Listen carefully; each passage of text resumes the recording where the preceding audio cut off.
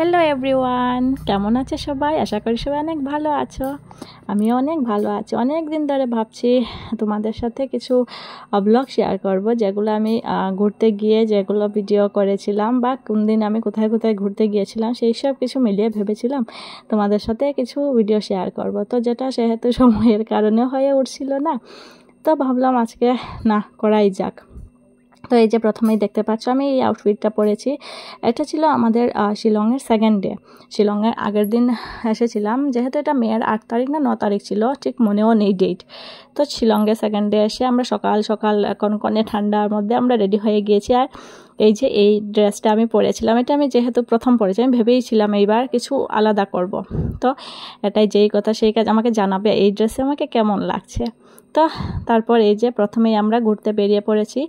আর এটা যেহেতু শিলংয়ের একটা নেপালি পার্ক ছিল, আমাদের ড্রাইভার দাদা আমাকে বলেছেন যে এটা নেপালি পার্ক। তো এটা আমাদের রুম থেকে অনেক কিনারে ছিল, তো বললেন যে প্রথমে এটা ঘুরে আসতে।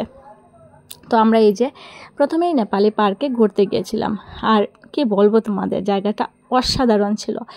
আমাদের এখানে যদি এইগুলো থাকতো অনেক ভালো হতো। তো আমরা এখানে কিছুক্ষণ টাইম স্পেন্ড করে তারপর আমরা গাড়িতে উঠে গিয়েছি। আর আমাদের ফার্স্ট মেইন পয়েন্ট যেটা ছিল, আমরা যেখানে যাব প্রথমে, যেটা ছিল এলিফ্যান্ট ফলস। আর অ্যাকচুয়ালি কি হয় বলো, অনেক জায়গা দূর দূর ছিল, যেগুলো আমাদের যেতে অনেক টাইম লাগতো, 2-3 ঘন্টা লেগে যাবে এইরকম আর কি। রাস্তা অনেক দূর দূর ছিল।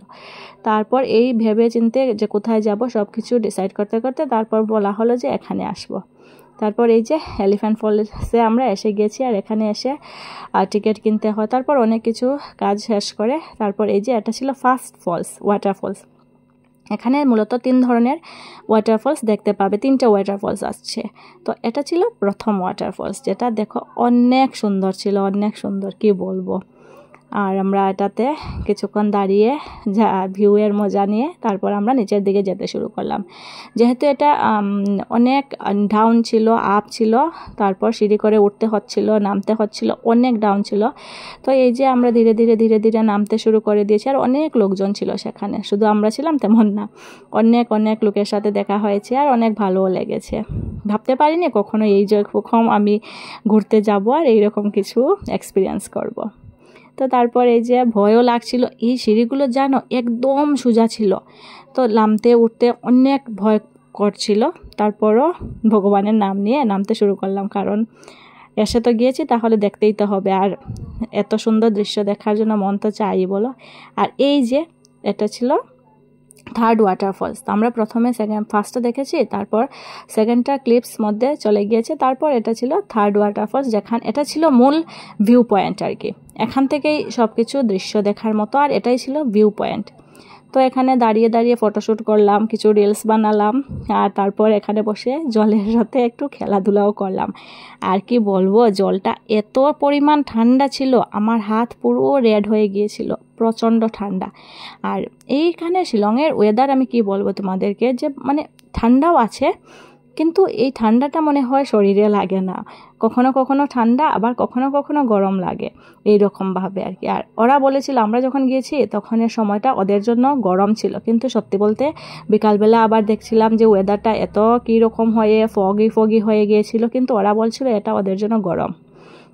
আর এই যে বের হওয়ার সময় যে দেখেছিলে ব্যালকনি যেটা ছিল, সেটা অসাধারণ ছিল। আর ওইখানে আমরা যে হোমস্টেতে ছিলাম, ওইখানের সিস্টার ওইভাবে পুরো দিন বা পুরো রাত্র ওইখানে এই ফ্লাওয়ার্সগুলো প্লান্টিং করে, তারপর অনেক সাজানো গোছানো, এত সুন্দর ভাইব দিচ্ছিল কি বলবো, সেটা বলার মতন অনেক ভালো লাগছিল এইখানে দাঁড়িয়ে দাঁড়িয়ে এই সব কিছু দেখার। তো তারপর আমরা এখানে সব ঘোরা শেষ করে, এলিফ্যান্ট ফলস ঘোরা শেষ করে তো উপরের দিকে উঠতে শুরু করলাম, কারণ এক জায়গায় তো থাকলে হবে না, আমাদের তো অন্য একটা জায়গায় যেতে হবে।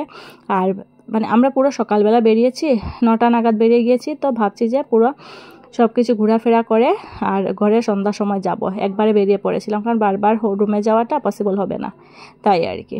তো এই যে এখানে আমরা হাসি করছিলাম না, কারণ নিজেকে নিয়ে নিজে ঢং মারছিলাম, কারণ কি এখানে আর সিঁড়ি উঠতে অনেক প্রবলেম হচ্ছিল এই জন্য। আর এই যে এখানে আমি টুক করে রিলসও বানিয়ে নিলাম, কারণ রিলস বানানোটাও জরুরি।